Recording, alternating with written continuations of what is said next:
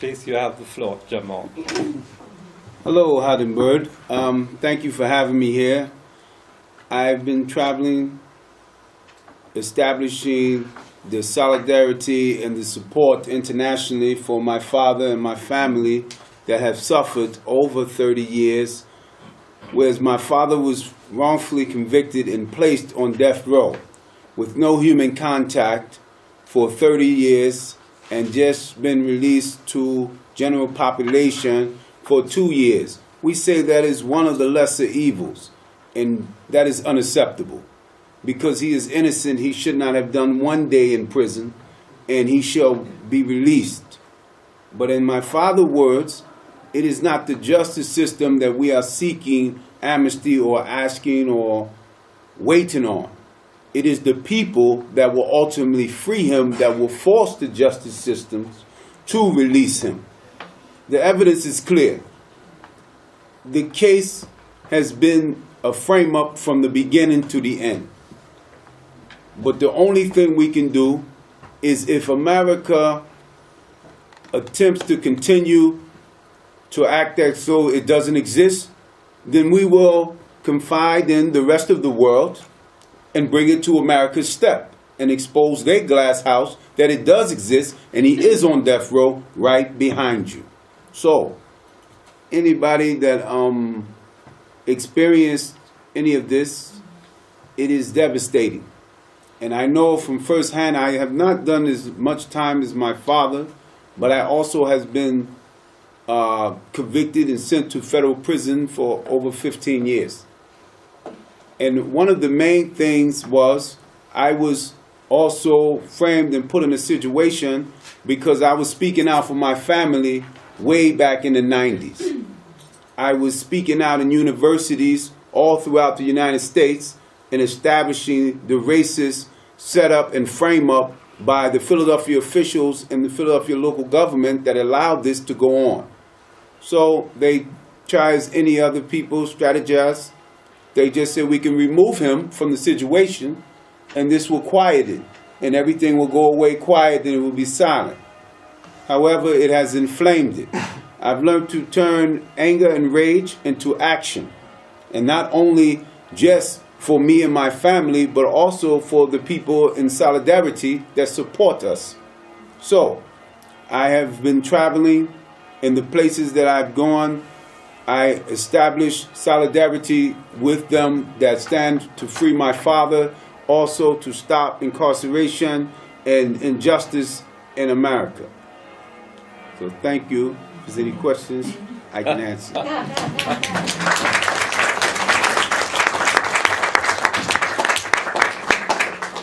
Okay, you guys have the floor. Ask any questions that I'm sure you have. Yes. Please, not all at once. Ja, gut. Ja, bitte. Ich würde gerne wissen, inwieweit die Black Panthers heute noch aktiv sind, in welche Richtung sie politisch arbeiten, wie sie weiterhin für, also jetzt nicht nur für Mumia, sondern überhaupt für die Rechte der Black Americans und welche politische Kraft dahinter steht. Wipke wants to know whether the Black Panther Party of the former days is still active, or whether similar forces are active, and how they fight in this situation, not just for Mumia himself, but for the rights of black people in general. First, there's a thing called COINTELPRO in America. That was designed by J. Edgar Hoover that established there will be a black messiah, and he have inflamed all officials that they must illegally investigate all black groups that stand for any injustice. So therefore, they have dismantled a lot of Black Panther movements that was established. But there is the new Black Panther Party that is in Texas and other parts. There are other movements that establish not just people of color or black people, because we know oppression has no taste for color. It is a human race problem that dismantle human rights. They want everyone to be as peasants or savages or people just walking dead, mummies. So, the answer to your question, yes, there are, but we must unite and not let certain things separate us and we lose focus. Thank you. Did that answer your question? No? Yes. It translates. Okay. Wasn't quite prepared for that, but that doesn't matter. Yes, also es gibt solche Organisationen sehr wohl. Es gibt zum Beispiel in Texas die New Black Panther Party, aber es gibt auch andere Organisationen. Und was er sehr deutlich sagen möchte, ist, es dreht sich hier auch nicht nur um eine Frage der sogenannten Rassenunterdrückung oder Unterdrückung von der oder jener ethnischen Gruppe, sondern worum es hier geht, sind Menschenrechte, denn Unterdrückung hat keine Farbe. Das heißt, es gibt aus allen ethnischen Gruppen Leute, die unterdrückt werden, und es gibt Unterdrücker auf der anderen Seite. Und diejenigen, die auf der einen Seite sind, müssen sich bemühen, sich zusammenzuschließen. Und die meisten dieser Gruppen versuchen das auch. Also wenn ich persönlich noch anmerken darf, wird oft gefragt, ob die Black Panther Party, weil sie sich selbst als schwarze Nationalisten bezeichnet haben, vor allem am Anfang, ob da nicht auch eine kräftige Dosis von Rassismus drin war. Ne, und am Anfang mag das der Fall gewesen sein, aber innerhalb von wenigen Jahren ihrer Entwicklung haben sie genau das, was Jamal eben gesagt hat, auch immer mehr betont. Gesagt, es geht letzten Endes hier nicht um einen sogenannten Rassenkrieg, sondern es geht um einen Klassenkrieg. Oh, yes. Jamal, maybe you can tell us something Speak up about... louder. Maybe you can tell us something about how it was growing up as the son of a prominent political prisoner, and what it's like today, what type of support or hostility you experience in Philadelphia today, as far as your father is concerned. Okay, that was more than one question, but I will address it. It's good. Okay. Growing up was like most families in Philadelphia that was of low income, working class. Your family will make the illusion that the world revolves around you. So you always asking for things that maybe can happen, but they will make it happen in small amounts. My father was very one that always had me thinking. Ever since I can remember, I started reading when I was 1. So we used to drive around in his little Toyota he had, and I would read off billboards, and he would basically just say, "Oh, you learned how to read?" And I'm like, "Yeah." And he would give me the book, Friedrich Nietzsche was my first book to read. After that, I was reading Khalil Gibran at the age of 3. And I was like, reading, it can't be like this, because I was trying to think and figure. And I was like his confidant at 4. He would take me to the radio station, because he was also the news reporter for the radio station, local WDAS. And I would be in the station, and he would just do an interview, and I'm just looking at people. First, I want to make it clear that is not me on his shoulder. That is my baby brother, because my father said I was too rebellious to want to be taken care of. So he picked me up. I start squirming and fighting. So he says, "You walked in. You are going to be independent, I know, because you won't let nobody help you." So to say that is, I'm all looking at all these people he's interviewing, and he would just, after they would leave, he would give me a high five, and he would say, "Look, that was the best interview ever. What do you think about this?" And he would go over the whole thing, and I am like 4 years old, and I'm thinking of ice cream. So I would say, "Yes, it's good." He says, "We're going to go get ice cream." So it would be like that. And everything he would do, he would write something. That day when he was doing Dr. J, which was Julius Erving of the Sixers, he was interviewing him. I was just watching him because I was wondering, trying to figure out why would he have this big radio with him with the microphone in it. So he would always have me standing there, And he was like, what did you think about that? Yeah, when I asked him that question. And I am not even 5, so I used to be basically, enjoying it. So he was like, yes, you are a natural reporter. This is what it's about, democracy and all of this. And I would get the Red Book of China. I would read that. I was reading The Art of War at 6. So, I mean, it was like I was highly educated by the time I went to grade school, that I would always be in advanced classes. So it was very good. He was very proud. But it was like he was just always, my mother used to be, he's too young to know that. He said, there's no age and nothing. People put age on everything, So it was very good. He was very active, very much in my life. He first one taught me how to ride a bike. He would do as every parent would do. I would be with you every step of the way. You would not fall. And I'm looking like, I don't know. I'm looking at the wheels. I'm trying to pedal and look back. He hold the bike. Next you know, he said, you're doing good, you're doing good, you're doing good. And I'm like, okay, his voice is getting further. And I turn around. And he said, don't look back. And I fall over. And, he says, how do you fall on training wheels? So it was very active in the younger years. And he basically was like, always had me reading and listening to Bob Marley, all these songs. And I would know all of these books, and everybody would be like, oh, this is good. You just know the titles? And he was like, no, he knows the chapters. Ask him from the middle of the book. Have you read this? And people were like, no, I didn't really read this, but it's good. So these are the things that are basically growing up with him. And that's why he had changed his name when I was born, because he just couldn't wait till I arrived. I was like, arrived before my time. And he told my mother, I'm going to change his name. He's going to have 5 names. It is tribal. You need to understand it. And she says, well, only if she can get one name. And that is my last name, Hart. So it is Jamal Khalil Ibn Mumia is Hart, and it means Jamal Khalil Ibn Mumia. Jamal Khalil is the son of Mumia. And Mumia Abu-Jamal is the father of Jamal. And he was bragging about it so much, about how he finessed that. So it was very good growing up. And then, of course, it was a time when it was very sad. And this is the time around this time, 1981. We didn't know what was going on. It was around the time when my father was supposed to come for the weekend. He never showed up. My mother was always crying. And she would scorn us if we would read a newspaper or the TV. We didn't watch the TV for like a month.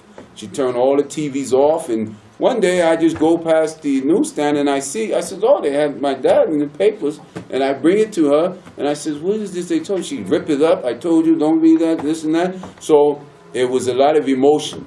I didn't even, none of the time he was in the hospital, because at that time my mother said she thought he was going to really die. So he was shot, he was beat, he lost a lot of blood. The doctor was basically saying he don't think he can make it, but he fought it through. My grandmother actually, with my Aunt Lydia, went to go visit him, said she didn't even recognize him. She had walked past her own son because his whole face was swollen. So there was a time to know it was something wrong, okay? During the trial, of course, like I said, I could never go because my mother had me in there. And what was the question? Did you look like hostility from outside? Well, it was always that. It was always adversity.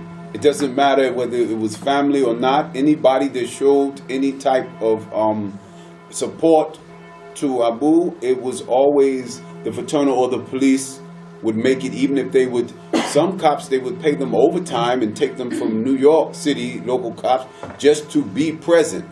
It was like a intimidation type of factor. And they've always stood on that. And one of the things was, we were too young. My mother was very protective, of course. So I always had a simple name as Jamal Hart as I grew older. So it was always aggression there, but I never really faced none head on. I know the stories that my mother had told me.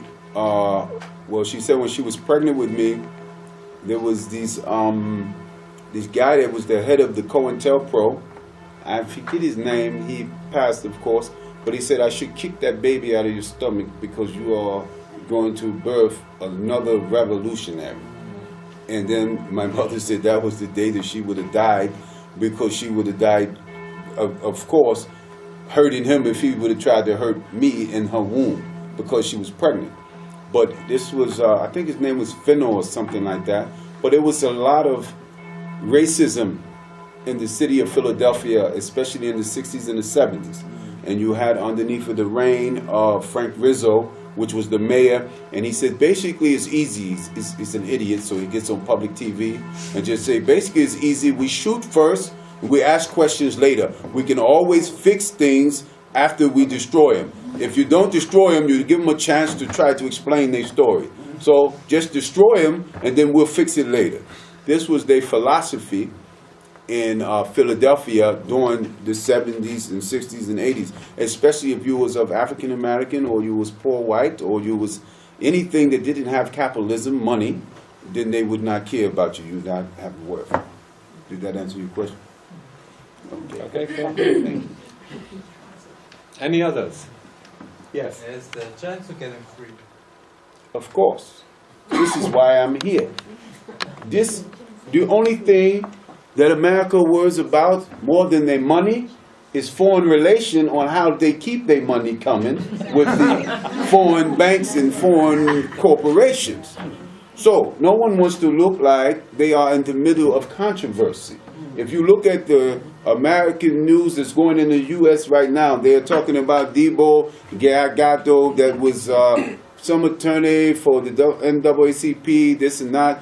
Yes, he is strategically trying to separate himself from a situation that he done. He said, yes, it was a long time ago. I think I did help him with a jury thing. And now, you know what you did. They are continuously still supporting and helping him. That's his legal team. But today, America is worried about that. Explain to the guys in the audience what was going on in the United States in the last week. Yes. Obama appointed a guy from the NAACP, Legal Defense Fund, the organization that's also defending Mumia, sponsoring his defense team. Basically appointed him, or had him in the line of being appointed. No, he nominated him. He nominated him. As the Assistant Attorney General. So to high office, and the FOP, Fraternal Order of Police, basically the union of the police, right, went berserk. They went all over the place. They're all over the papers. Said, here we go again, Mumia again doing his racial thing. He puts in even the attorney of a cop killer. And there was a lot of controversy about it. It is still going on. Den Teil solltest du übersetzen. Bitte, Ich ja. kann es auch mal. Okay, es ist also jetzt jemand zum stellvertretenden Justizminister der Vereinigten Staaten nominiert worden, und die Nominierung muss noch bestätigt werden durch den Kongress. Und das ist jemand, Debo Agado oder so ähnlich, und er war in der Führung vom NAACP, National Association for the Advancement of Colored People, der vielleicht wichtigsten Bürgerrechtsorganisation der USA, Legal Defense Fund, was eine separate Geschichte ist. Und dieser NAACP Legal Defense Fund ist zugleich die Organisation, die seit 3 Jahren auch Mumia verteidigt. Und obwohl jetzt dieser Mann persönlich damit überhaupt nichts zu tun hat, das Defense-Team besteht aus 2 Frauen und mehreren Assistenten, ist die Polizeigewerkschaft FOP Sturm gelaufen und hat überall ihre Leute in den rechtsradikalen Radio-Shows, Sean Hannity, Rush Limbaugh und so weiter, darauf angesetzt, dass sie diesen Mann in der Luft zerreißen, weil er einen Cop-Killer unterstützen würde. Das heißt, in den USA ist Mumia seit einer Woche ziemlich stark im Gespräch, und jemand von den Mumia-Unterstützern war auch in der Sean Hannity-Show. Johanna Fernandez ist auf die übliche Art behandelt worden, konnte aber zumindest einige wichtige Punkte anbringen. Das ist also der Hintergrund von dem, was er gerade gesagt hat. Willst du noch mal kurz zusammenfassen, was er jetzt auf die Frage gesagt hat? Habe ich auch nicht verstanden. Ja, also er hat ja gefragt, kann man denn was machen, kann man ihn rausholen, und er hat im Wesentlichen geantwortet, ja, das ist der Grund, warum er hier ist. Und er denkt, dass gerade die internationale Schiene der Unterstützung für Mumia sehr wichtig ist, denn worum es in den USA geht, dieses System möchte Geld machen. Das ist das Allerwichtigste, und zweitens sind internationale Beziehungen wichtig, denn wenn die internationalen Beziehungen gestört werden, dann wird auch der Prozess des Geldmachens gestört. Und daher, wenn internationaler Druck kommt, dann hat das sehr wohl eine Wirkung. Obwohl die Leute, die verantwortlich sind, natürlich sagen, kümmert uns überhaupt nicht. Der Spezialist darin war ja George W. Bush, ne? Fuck the rest of the world. Aber auch da ist das nicht wirklich der Fall gewesen. Und ein wichtiger Hintergrund, wenn ich das von mir aus hinzufügen kann, ist eine Sache, die oft übersehen wird. Der Beginn der Bürgerrechtsbewegung und der Beginn der ersten progressiven Gerichtsentscheidungen in den USA in den 50er Jahren hatte auch so einen Hintergrund. Damals hatte der Prozess der Dekolonisierung gerade angefangen, und jeder Block hat um die blockfreien, um die neu unabhängig gewordenen Länder konkurriert. Und die USA standen sehr schlecht da, vor allem im Hinblick auf Afrika, aber auch auf den Rest der Welt, weil sie eben diesen offensichtlichen Rassismus in ihrem Land praktiziert haben. Das heißt, auf der einen Seite kamen diese Sachen natürlich durch eine massive Bewegung der betroffenen Leute und von Leuten, die mit ihnen solidarisch waren, von unten zustande. Aber es gab auch Erwägungen von oben. Wir müssen was machen, denn das Bild, was wir international abliefern, ist nicht tolerierbar und sehr hässlich. Und von daher dieser Gedanke, internationale Unterstützung, gerade jetzt an einem Punkt, wo seine Berufungsmöglichkeiten praktisch zu Ende sind, ist außerordentlich wichtig. Okay. Denn was die Berufungsmöglichkeiten betrifft, ist es einfach immer so, theoretisch ist alles verrammelt, aber wo ein Wille ist, ist immer auch ein Weg. Okay. All right. Okay. Yeah, I think that should have clarified everything. Thank you. And to also add to your question, this is why the first family, Mumia, we have created a web page and organization with the first family. Is called freedom4mumia.org, and you can go on there and you can give your comments and see what are the current events and things that are going on. And we are trying to establish the international support, the international people that are all around the world that support Mumia, and to establish this, to bring it to the government in the United States. Because the United States are saying that he does not have any international support. There may be one or two or three or people that are still wearing the freedom of Mumia. So, to express this lie is a lie, I must physically come here to show that not only that we exist as the family, but y'all exist as the supporters. And this is why we have a petition on the family webpage, so you can sign it and give your email address, and so you will be on the mailing list and stuff like that. So we can all be informed all across the waters of what is happening in this atrocity.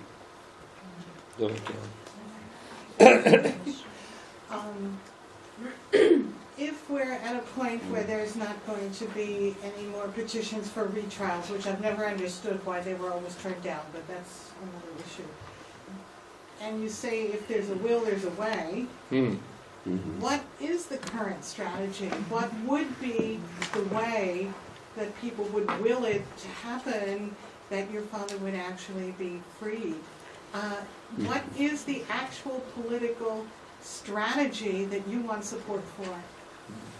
Oh, you have done? Yeah, see? Pardon me? You Yeah, ready I'm done. for me? Oh, okay. No. See, it is simple. You must unify. You must tear down all lines of all other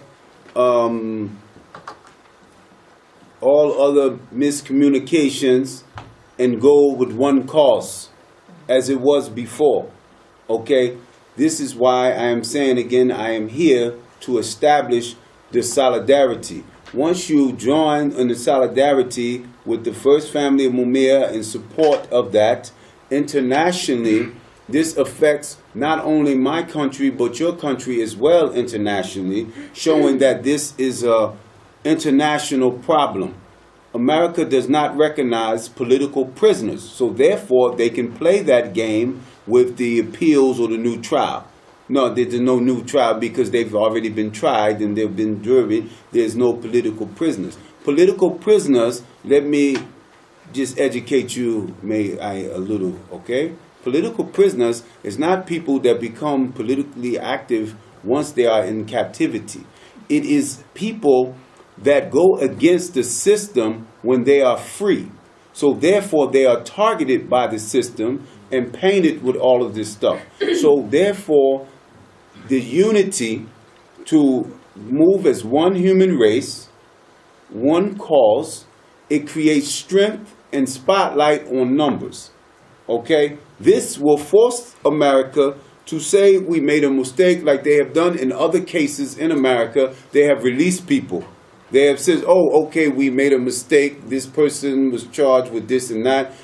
After reevaluating the case, we figured this out. But they will not do that until there is political pressure.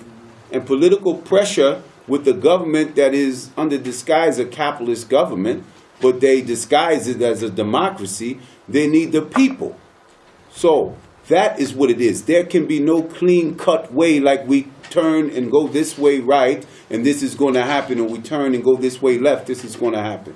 We come together because we all have great ideas on which ways to make this happen. But we must come together as one force when we go at them about my father. So our strategy as the family is basically going around, as I am doing now internationally, showing support, not only through this speech that I am talking now, but also on the web page, in the different events and different things that America cannot ignore, because the media, public media, has blacklisted and already is just dealing with right-wing stuff against my father.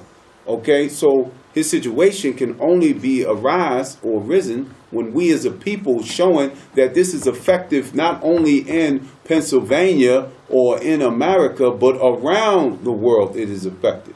For innocent people to be persecuted and to be placed on death row because of their political position, it is wrong. And the only way that you can have capitalism attacked is, like I said, when the world starts looking, then they start checking their pockets in America. Okay? They don't care about nobody else as long as their monies is going good and no disturbance. Yes? Karen? Yeah, and basically trying to figure out which question I want to ask. So, That's good.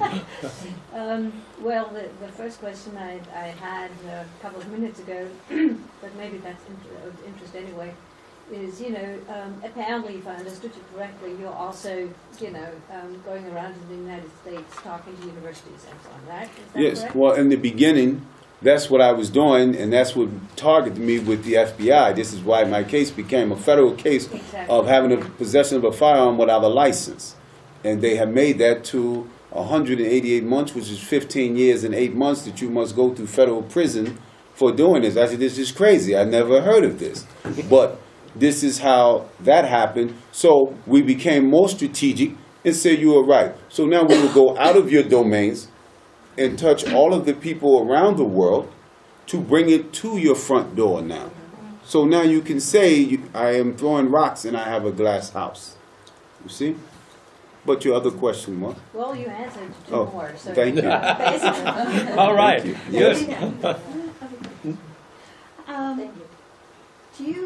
Is it possible to have a strategy? Do you include the strategy to ask the Nobel Peace Holder, constitutional lawyer, President Obama, for a pardon for your father? Is that considered strategy? Okay, then, well, you're done? Huh? Yes. Okay. Well, this is how this goes. Obama is the president. Yes, he is. Obama was a politician for Chicago. Yes, he is. All politicians have four faces, okay? Two you may see when they are publicly, and two you may not see when they're in that back door, okay? That means behind the scenes, okay? So behind the scenes, he do not want to touch this case, okay? Two, publicly, he do not want to touch this case. So we are not asking for amnesty, because when you are asking, I am allowing my captivities to say no. But when we are demanding and we are showing that we are not alone, it's just like you say that is green and everybody say, no, that is purple. But if you get everybody else in the world to say that is green and they don't have no personal ties to you, then they will say, oh, now that I look at it, it can be a turquoise green, right? So this is what you do. Because a title, it's other things that put Obama in office. Okay, we can get into the healthcare thing. We can get into all these other things that they are cashing in before he leaves out of office. Okay, so what we are doing is we are establishing that we have solidarity. There is international support. We are going to start supporting our international support, not by email, not by Skype, not none of that, but physically. And this is the first family of Mumia. We go through the first hurts of my father when we visit him personally. And when he had told me something, it had enraged me, but it also gave me more conviction. Okay? Because I come home, most people, they are released out of custody, and I'm really not released. Technically, I still have a federal judge that I have to sign off all of my visits internationally, and also contact the embassies over here to see if these establishments really exist. So this well watched by America, but they cannot stop things because of my stability of being in my profession as a chef and as my own independency. I have still put my life not on hold, but slow it down, because I have not finished what I started, and that is releasing my father that is falsely accused. So I continuously to go around, and I am doing this with the family. We do this. And to force someone as Obama or anyone else, they have to see international foreign relations. This is important.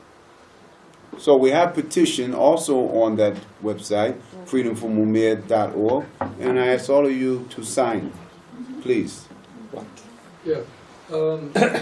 When you talk about uniting the movement, one of the problems that always existed in the past with divisions in the movement is that social movements and human rights movements have always targeted certain issues and focused on certain issues, but there's one large section of the population which is also the trade union movement.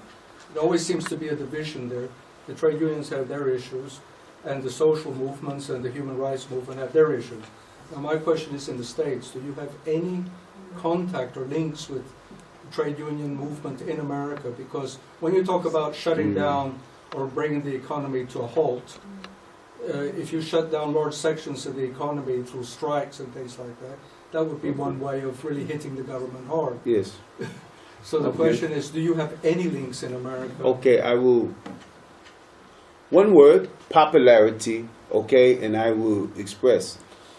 When you are popular, everybody is in support. There was trans unions that shut down in Chicago, that shut down in San Francisco, that shut down in all of these places, right? But now, when you have adversary, when you are working as reckless, I would like to call it, like you don't have a bunch of adversaries that are meeting together too and seeing how they can definitively shut you down, they says, okay, they do have union thing. Who is their union presidents?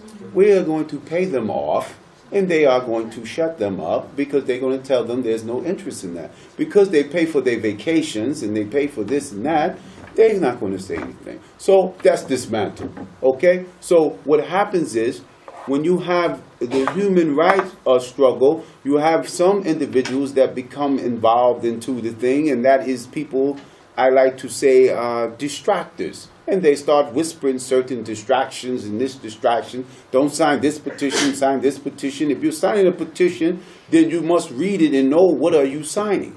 Okay?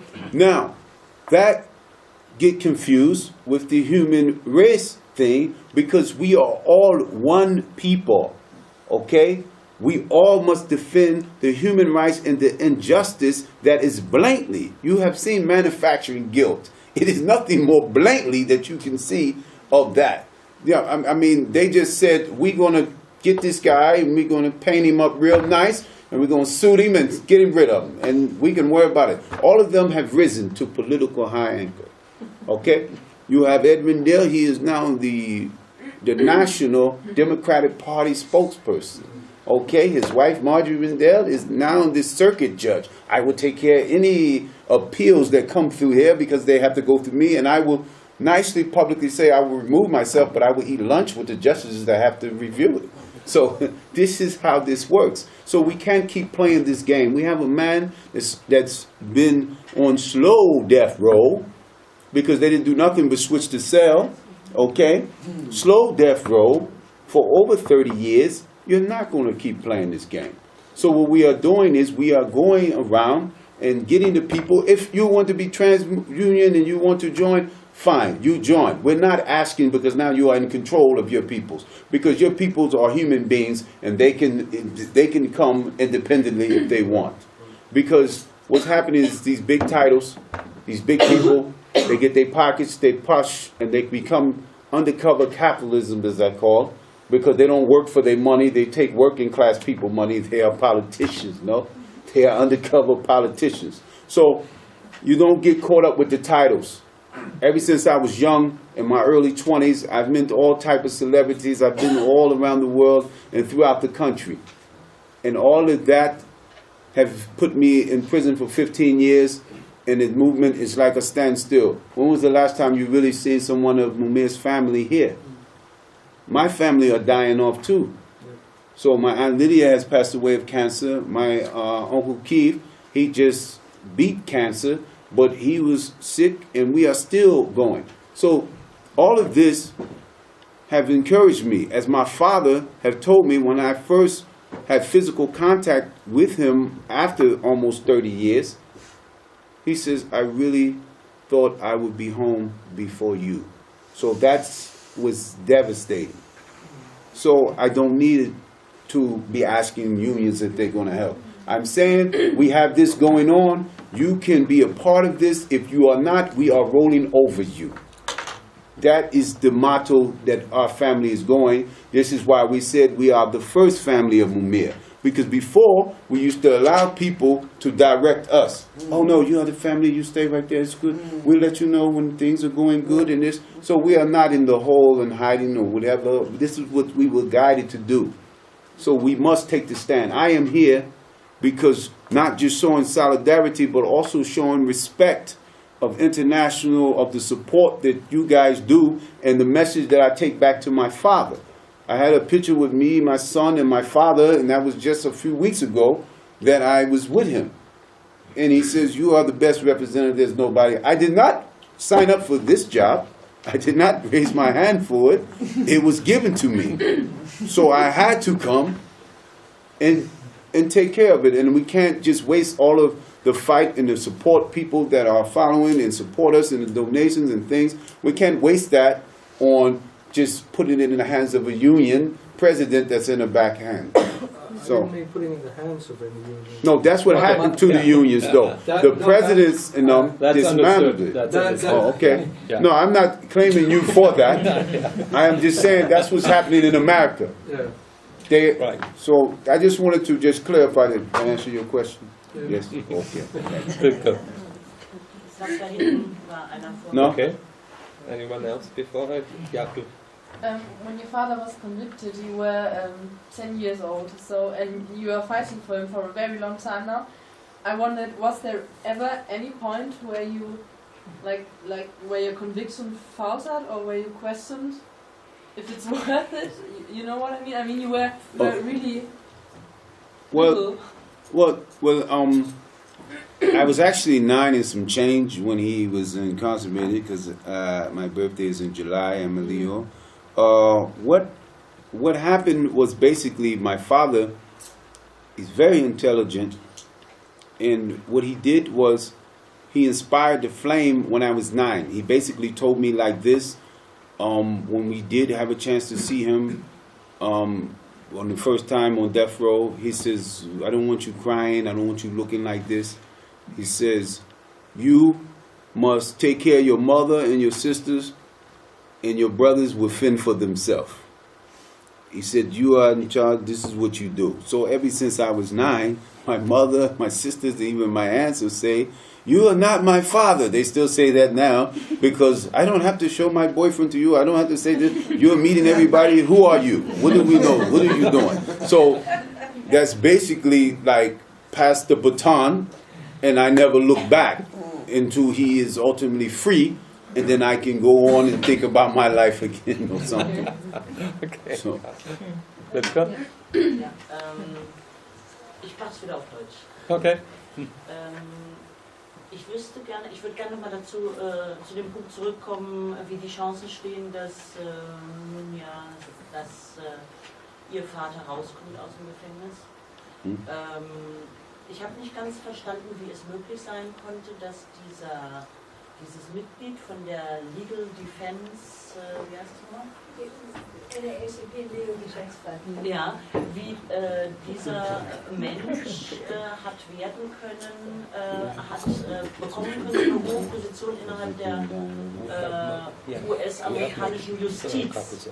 Ich kenne da das Prozedere nicht und ich wüsste gerne, wie das politisch möglich war, dass eben dieser Mensch, ich habe den Namen jetzt... Debo. Bitte?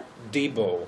Debo, dass dieser Debo diese hohe Position jetzt hat und welche Chancen daraus möglicherweise entstehen. Aber erstmal möchte ich wissen, wie das politisch möglich ist. Okay. She wants to get back to the question how it might be possible to free your father, and in that context she wants to get back to the question of the nomination of Debo.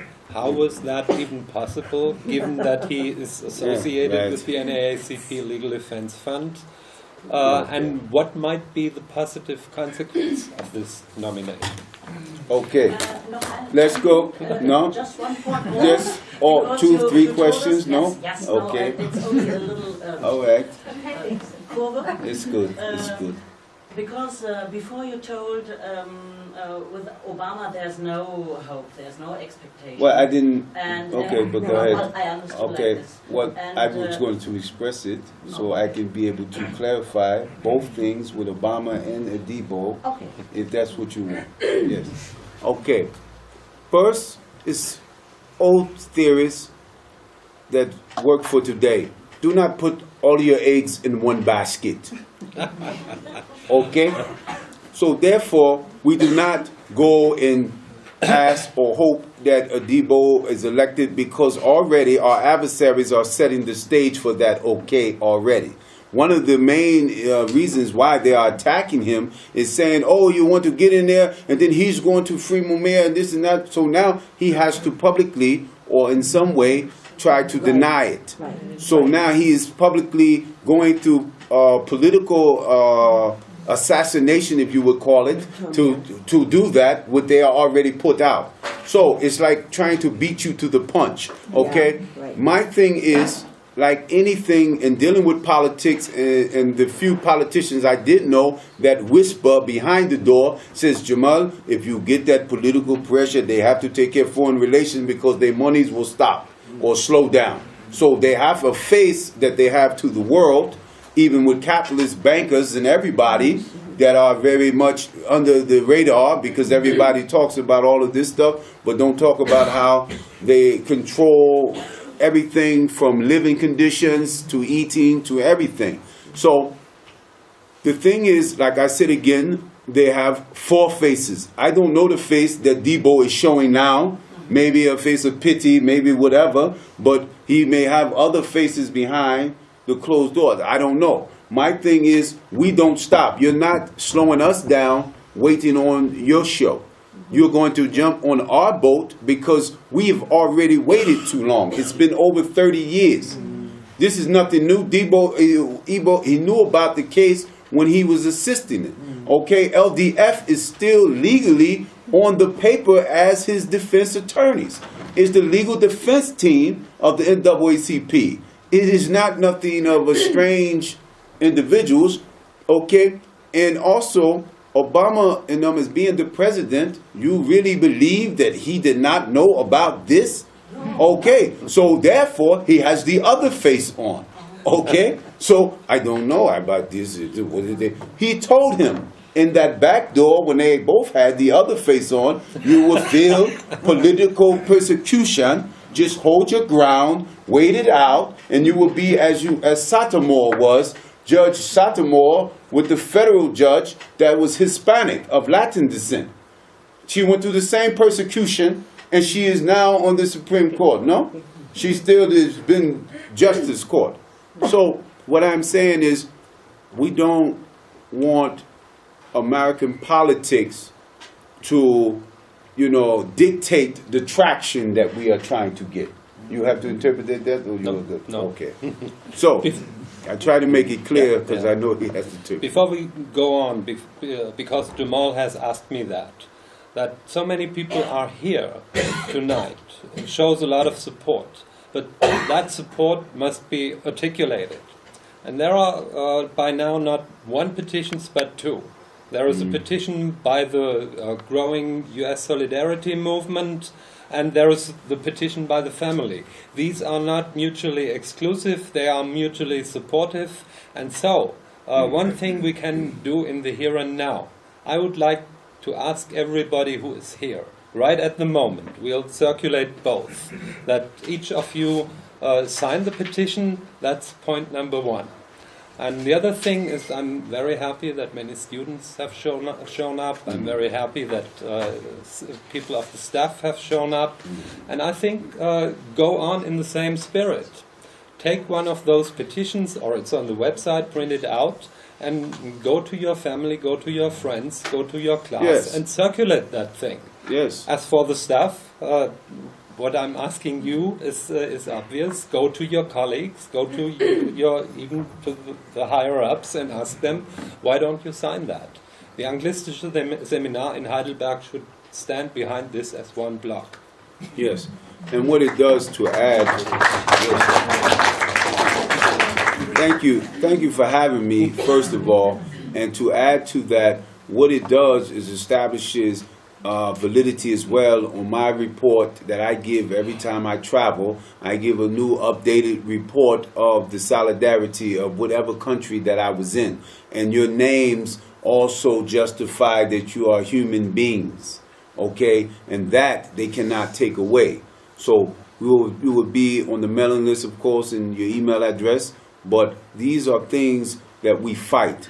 These are old fight tactics, but they have been productive. You got new people, sometimes they come in with tactics and they are far phenomenon that starts off good, but there are different issues that separate it and take away from the fight because it turns to big I's and little U's. No, we are all one. And that's what we forget when we start. So it is clear, again, like I said, we are not letting anybody else dictate this fight or this struggle. We are stepping as the first family of Mumia, and we are taking it on an international plight. Okay, Karen. Yeah, well, now I remember another question that I had. Okay. Actually, Sorry, I'm still running in. Yes, it's for both. Oh, I'm sorry. Okay, proceed. Can you visit him or you have only letter contact? Huh? Can you visit that? Yes. I had pictures. I don't know if they had them up, but I have pictures that I've sent them with my father. We visit a lot, and because of my business as well, it's very complicated with my time. But I still fit it in to visit him. We talk. He calls me. I mean, these things is very hard and personal to certain degrees because, you feel like that you have no victory until he is free. Like some people may take as if he has got putting on life imprisonment, that is a victory, but you cannot play word semantics with me. It's just like one of the lesser evils. You know, you cut him 1,000 times and stand there and let him bleed with alcohol, and then you say you would die, but you would die a little longer, or you chop his head off. I mean, the same thing is the same. So, you know, if he is innocent, don't tell me you're not going to do a new sentencing hearing because you don't do this and that. No, you're doing that because you can't prove the guilt that you framed him up 30 years ago. So everybody, it is just like I believe that I get passionate when you try to play with my intelligence and the intelligence of the people, you know. So I don't glance at nobody drumbeat. We are here and we are establishing the solidarity. We are with the Mumia support here in Heidelberg, and this is why I am here as well. Not a Skype, not an email, not a phone call. This is me. You see ever again, this is Jamal. So you will know. In the flesh. Yes. Now, from the perspective of those people who screwed your father up, you're a dangerous man. Now, I would like to know, where are the wonderful powers that made it possible for you to get out of jail? And are they still supporting your family's case? I would hope so. But where are they? Who are they? Do they give you financial support to finance your campaign or whatever? Well, there is, first, let me just go in the order that you have said it, please, because there was a lot of things in one. Okay? So, first, yes, it was the way of my passion that got me out of prison. I was always the most love-hated, especially in Philadelphia or Pennsylvania. And my adversaries always thought at some point I would be broken. But I have took control of my life as being a head cook when I was away in different trades and writing plays and facilitating in plays of prison life and people to be released. I've already had my own blueprint laid out when I get out. And these are the things that I've done to create stability. Because in America, they only respect stability. That is independence. You have your own independent income. You have your own independent life. You have your own independent home. Then you are somebody that they can say, oh, okay, he's okay. So these things here, there's always been support towards my family. But as he spoke a while ago over there, the movement is always been derailed. And the derailment come from different personal interests on things and different views on things and stuff like that. They always allow race or any other things that come in confusion. But we are dealing with one race, right? One movement is to go against the human right violations that have been upon my father. There can be no more violations more clearer than what they have done to him. So what they are doing is, hopefully, this fraternal order police that they have in the States, they are hoping that they can dupe everybody and say that he doesn't have any international supporters. That is a fable. So therefore, we have to show them, because they are financing a whole lot of things. And as far as financing, our family had to finance this ourselves. Okay? So we take donations and things like that, but we don't have time to wait to people of promises. So, no? Well, but my question still is, you know, there must be some people who understand that your dad is in prison and that he's innocent. No, now, there is plenty that understand, but everybody do not go out front and forthright of the administration. But you got out anyway, and you're here now, and nobody held you back to come here, and you know that's the thing that gives me hope. Yes, it should, because I am here because not only my father had asked, I've been assigned to this. So when I say that, that task can't stop. When my son asked me about his grandfather and stuff like that, and I have to face him and tell him, I do not want to be amongst the broken men that say, I could not do that. I had to take care of my career, so I could not fight for your grandfather. No. I have to say that we are fighting. We brought him home. And if people support that, thank you. If they don't, so be it. I am still rolling forward. Well, what I'm implying, of course, Okay, is that, please. and now I'm going to say it Yeah. right out. Thank you know, you. I would think that those people who locked you up tried everything to keep you there. Yes, they did, but it's simple. If you put somebody incarcerated, right? Most people, after maybe 2 years or 5 years, they are begging. They may scratch the door a little bit, and then after 10 years, they are broken. They are not going to do anything that's going to go against the status quo. They don't care what people tell them. They are going to do that. But they have never imprisoned. You can imprison my body, but you cannot imprison my mind. Okay? So my mind has always been outside of the prison. When I was leaving out of the prison, the warden of the prison told me, most people, I tell them that you will be back. You know what he told me? He says, we all knew you were innocent. We was just trying to break you, so you know you should get into fashion. I said, how do you know I love fashion? Because I'm not going to stop. So that is what they try to confuse, because in America they deal with stigma. You know, ex-felon, ex-prisoner, this and that. You are nothing, you are ex-felon, you can't vote, you can't do nothing, his words are lies and this and that. So, I am saying, I understand what you're saying, there is powers, but if I worry about that, then I would live in fear forever. No, I understand. Excuse me, but I understand the psychology behind it. No, it's physical, it's well, real. It's real. It's Yes. real. That's Okay. certainly true. I think I'm not being precise enough. I guess I'm wondering, you know, how come that the courts let you go? Okay. Oh. Term. Yes, I did 15 years, I don't have life. Is it okay? Yeah. That's what I was saying. That 3 years you're scratching the door, remember?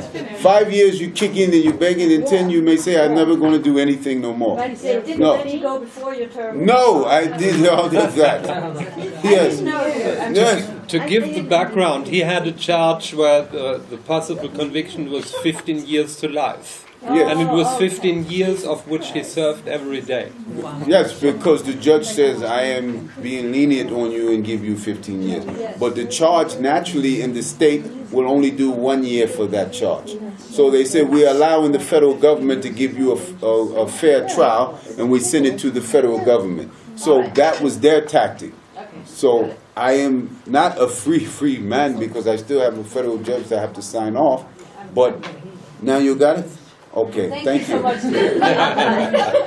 Yes. Good. I think you have to emphasize once again that what they're doing with the lawyer from the NAACP is also very typical for the United States.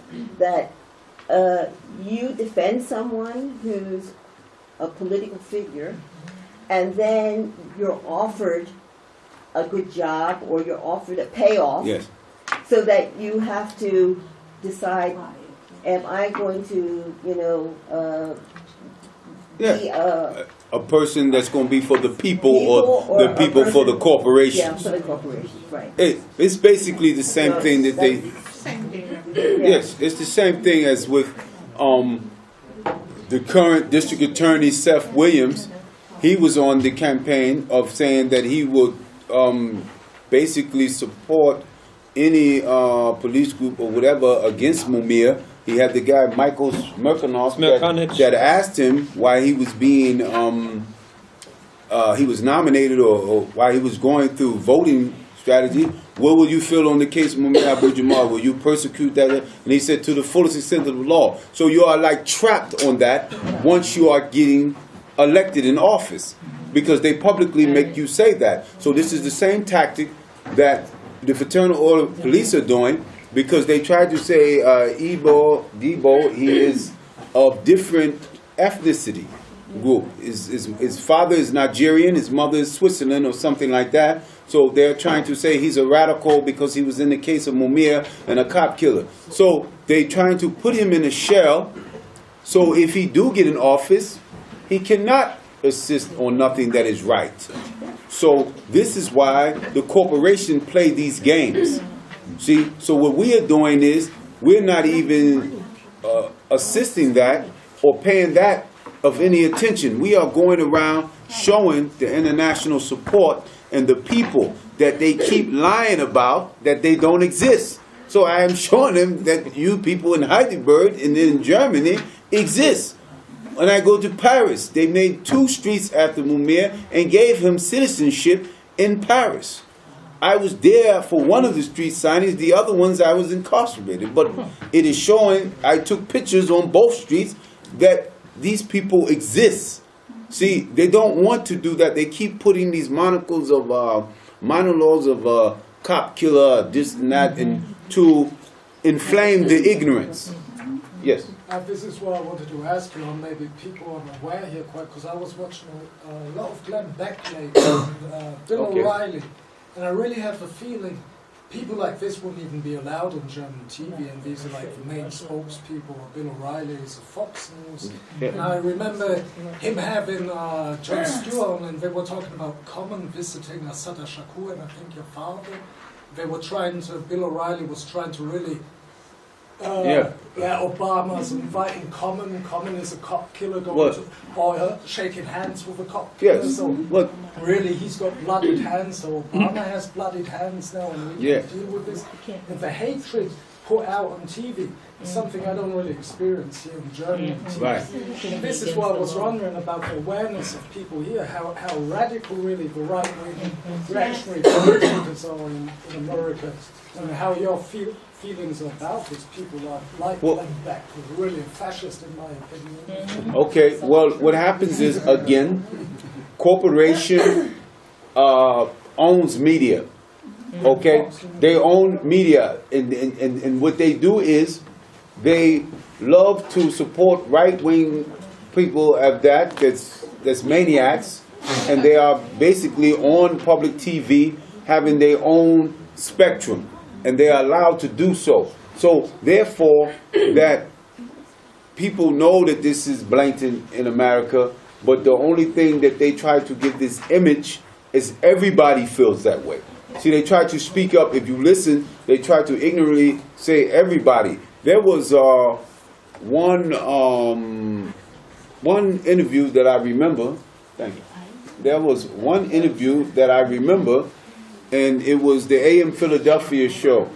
Okay, they had me advertised to come on there, whatever, and they went to my Aunt Lydia and they told her that we got Jamal to come on and this and that, and they told my sister and my aunt, and they called off from work and they got a new dress, and they got their hair done, they were real nice, and they were like, we're going to be on TV. I told my people at my job that I will be on TV. So I go and I says, okay, I heard you had Marlene Falker here, and I heard that you gave a good donation, like $10,000, right? Or so. How are you going to donate to the legal fund of my father, Mumia? Because we got an account in Black United Fund. You're not writing the check to me, but I am participating in your ratings. So he was basically like, oh, no, we can't do that. You want car fare? I said, so you are saying I am a peasant? Am I begging? Or I don't know, I am confused. He said, well, they already wired in. They're going to do the interview. I mean, I don't understand. We'll talk afterwards. I said, how does that work? Because then you would have the goods, and then there will be no room for trade. So he was like, well, you want to go? I said, yes, I will go to support my father in his hearing. Because I always knew that you was one-sided, but thank you for showing it clearly. So I told my aunt and my sister to get up and let's go, and they were like upset because what they do is, like I said, the adversary party has strategy too. People want us to go publicly in the States and say what we're going to do and do this, and then they will counter. Because back then, if you look through the archives of AM Philadelphia, I think his name was Kennedy or something that was on there, Wiley Kennedy, and they basically had my aunt and my sister still, because they said I paid a lot for this dress. I don't know. I mean, so they stayed. So one of the questions that he was trapping them with was, well, he is on death row, but what if he had life? Huh? He'd be still alive. You can go visit him. You don't have to worry about the state murdering him. That is good, right? So they were like, well, no, I'm just saying, so you don't want him alive so you can visit him? And he's like, well, no, I want him alive, but no. So they knew they couldn't run that on me. So what I'm trying to say is that they've been planted the seed. They use the life imprisonment was always the rebound to fall back on. This is the quiet, the international supporters, so the miscommunication again can go around the world wrongly. Mumia is off of death row. His life is no threat. You understand? So this was all the way back. If you look at the archives of Philadelphia, Wiley Kennedy Show, AM Philadelphia, you will see them asking the same question in 1995. So this has already been on the agenda. You understand? So you give me nothing, so I throw it back. It's rejected. It is unacceptable. Mumia is innocent. He should have been freed a long time ago. So we say no to slow death row. Yeah.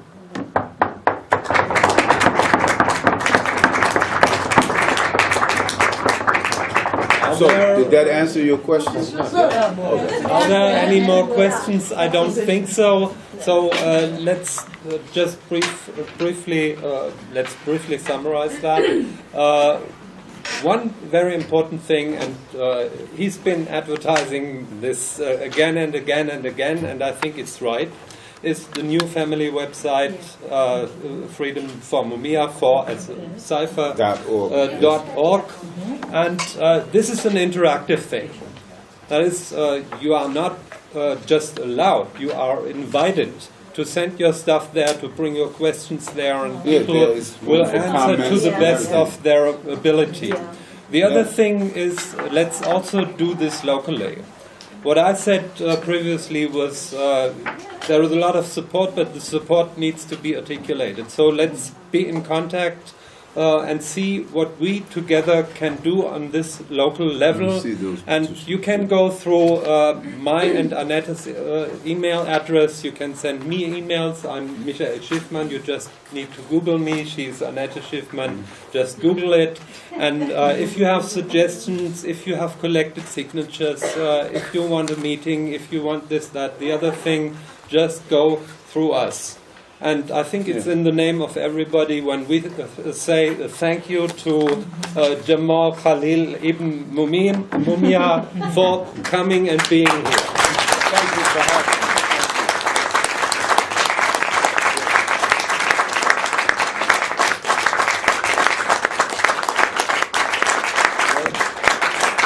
One last thing. When I go back and report to my father, I will let him know about the solidarity support in Germany. And we still ask people to go on the webpage. And please, let us know your views. Every voice is important. But I will also have a local interview with the local media, and that I will piss them off, as I always do when I come back, and I tell them all of the good things that we feel internationally instead of our own country. So.